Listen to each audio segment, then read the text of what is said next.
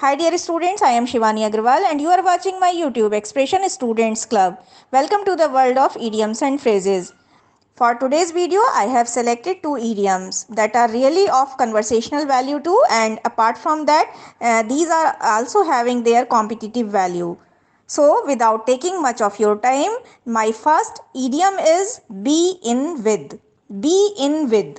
Be in with का मतलब होता है to be in terms of intimacy, मतलब किसी के साथ इंटीमेसी के टर्म्स में होना, किसी के साथ घनिष्ठता के टर्म्स में होना, या फिर to have a friendly relationship with someone, किसी के साथ फ्रेंडली रिलेशनशिप में होना यानी मैत्री रखना।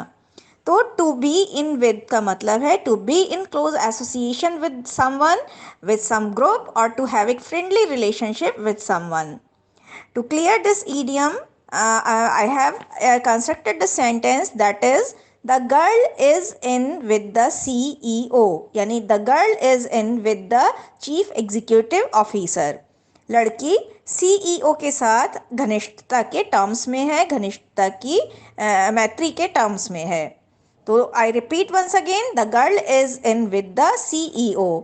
इज इसलिए आया है कि बी की जो बी की जो फॉर्म्स होती हैं वो चेंज हो जाती हैं। बी वाज बीन होता है, इज एम आर भी होता है, तो जो है लड़की, यहाँ बी की फॉर्म चेंज हुई है और the girl is in with the CEO, लड़की चीफ एग्जीक्यूटिव ऑफिसर के साथ घनिष्ठता के टर्म्स में है। Once again, another sentence that I have constructed, that is, I am worried for her. She seems to be in with a dangerous group of people. तो मैं उसके I am worried for her, मैं उसके लिए चिंतित हूँ। She seems to be in with a dangerous group of people, वो किसी डेंजरस ग्रुप ऑफ पीपुल के साथ घनिष्ठता के टर्म में दिखाई देती है, प्रतीत होती है। ऐसा लगता है कि वो किसी डेंजरस ग्रुप ऑफ पीपुल यानी किसी गैंग के साथ घनिष्ठता में है। तो to move on, my next idiom is to leave in lurch. To leave in lurch का मतलब होता है to leave someone in times of difficulty, in hard times. तो to leave someone in one's hard times यानी किसी को मंझधार में छोड़ देना, विपत्ति में छोड़ देना। To clear this idiom, I have constructed the sentence that is, in this pandemic, many companies fired their employees, leaving them in lurch.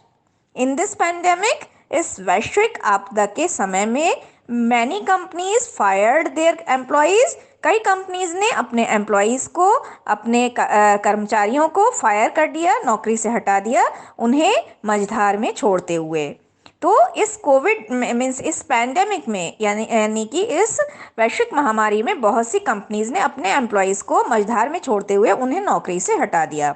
I repeat once again, in this pandemic many companies fired their employees, leaving them in lurch. Next sentence that I have taken, that is also of conversational value, I will never leave you in lurch. I promise भी लगा सकते हैं, I swear लगा सकते हैं। तो मैं swear करता हूँ, मैं कसम खाता हूँ, मैं वायदा करता हूँ कि I will never leave you in lurch. Lurch, मैं तुम्हें कभी भी परेशानी के टाइम में, विपत्ति के टाइम में नहीं छोड़ूंगा। मैं तुम्हारा साथ कभी भी नहीं छोड़ूंगा, मैं तुम्हारा साथ कभी भी विपत्ति के टाइम में नहीं छोड़ूंगा।